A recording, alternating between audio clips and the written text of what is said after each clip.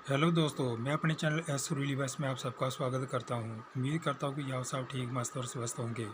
दोस्तों, मैं अपने चैनल पर दिलचस्प कहानियाँ लाता रहता हूं। कृपया मेरे चैनल को लाइक और सब्सक्राइब करके मुझे सपोर्ट और मोटिवेट करें, क्योंकि आपके लाइक और सब्सक्राइब करने से हमें अच्छी अच्छी कहानियाँ बनाने में बहुत मोटिवेशन मिलती है। मेहरबानी करके मुझे सपोर्ट करें। तो चलिए कहानी का अगला भाग शुरू करते हैं। दोस्तों, पिछले भाग में हमने पढ़ा था कि स्वर्णकार ने नीतू को पानी पिलाया और सांत्वना दी कि सब ठीक हो जाएगा और उसे घर भेज दिया। नीतू घर तो आई, लेकिन इस तरह जैसे उसके पास आज कुछ नहीं था। आज नीतू बहुत ज़्यादा दुखी थी। वो खुद को कोस रही थी कि जिस राजू को जिस्म दिया उसने इतना बड़ा धोखा दिया। अचानक नीतू को याद आया कि चैन तो उसको बीजी ने भी दी थी। अचानक नीतू के शरीर में फुर्ती आ गई और दौड़कर कमरे में गई। संदूक में से बीजे की दी हुई चैन निकाली और वापिस उस स्वर्णकार के पास गई और सुनार से कहा, दादा इसको देखो, शायद ये असली हो। नीतू बहुत दुखी थी और मानी मन रो रही थी। चैन भी भारी थी। स्वर्णकार ने देखा परखा तो नीतू की सांसें रुकी हुई थी, लेकिन स्वर्णकार ने कहा, बहन जी असली है।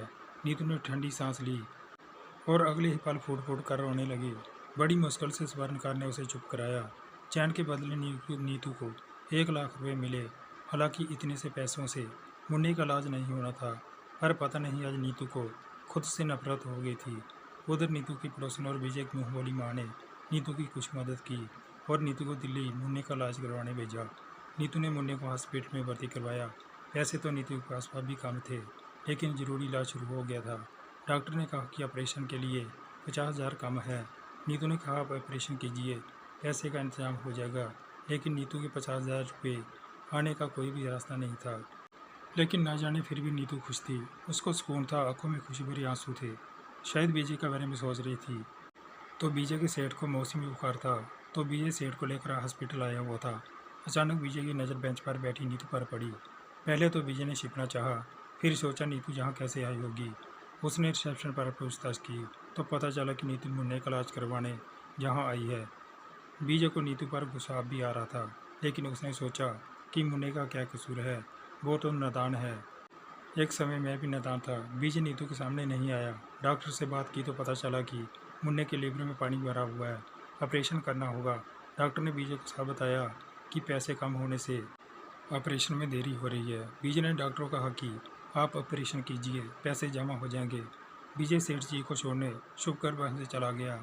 घर आकर सेठ जी से कहा कि मुझे 50,000 रुपये चाहिए, तो सेठ जी ने बीजे को पैसे दे दिए। बीजे पैसे लेकर वापस हॉस्पिटल आ गया। पैसे जमा करवाए और मुन्ने का ऑपरेशन करवाया। नीतू को पता नहीं था कि ये सब किसने किया। मुन्ने का इलाज हो गया। नीतू बहुत खुश थी, लेकिन वो उस शख्स से मिलना चाहती थी जिसने ये मदद की थी। कुछ दिनों में मुन्ना ठीक हो गया तो डॉक्टर ने अब घर जाने की इजाज़त दे दी और कुछ नसीहत देकर डॉक्टर ने नीतू को कहा कि आप अब आराम से घर जा सकते हो। पर नीतू ने डॉक्टर से पूछा कि डॉक्टर साहब ये बता दो कि ऑपरेशन के पैसे किसने दिए। डॉक्टर ने कहा कि मैं नाम तो नहीं जानता हूँ, लेकिन वो रोज़ सुबह शाम यहाँ आकर मुन्ने का हालचाल पूछते हैं। अभी उनके आने का समय है। तो नीतू ने सोचा, आज देखती हूँ कि वो इंसान कौन है। कुछ ही देर बाद सूट बूट में एक व्यक्ति आया।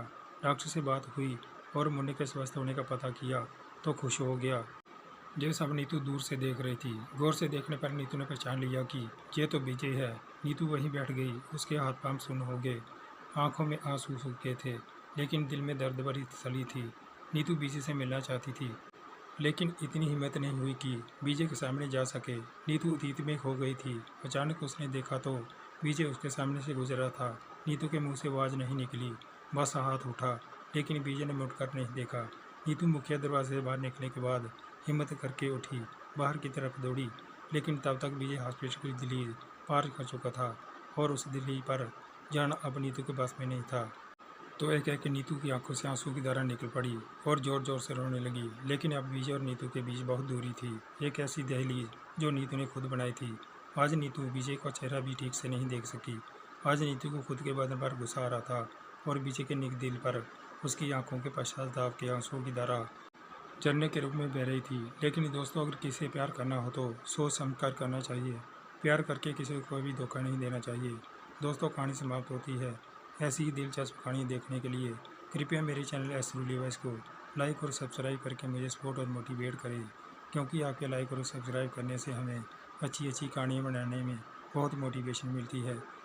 मेहरबानी करके चैनल को लाइक और सब्सक्राइब जरूर करें। मिलते हैं दूसरी कहानी के साथ, तब तक के लिए खुश रहिए, अपना और अपनों का ख्याल रखिए।